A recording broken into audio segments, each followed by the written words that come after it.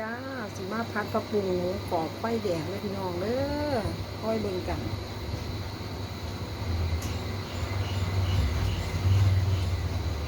เต็มที่ไปเลยนะพี่น้องเนาะ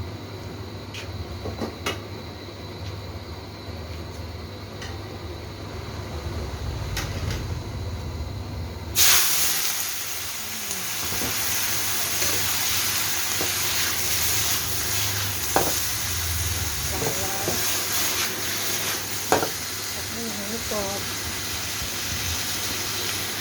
เดี๋ยวกระทะอะไรนั่นเอง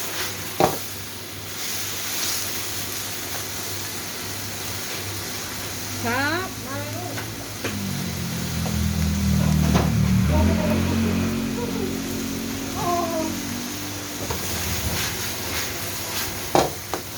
มาเร็ว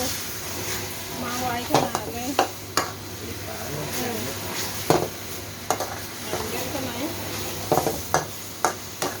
ผัดท็อปเก็ต5ครับจ้าแป๊บนึงลูกเอากับข้าวให้เขาแป๊บนึง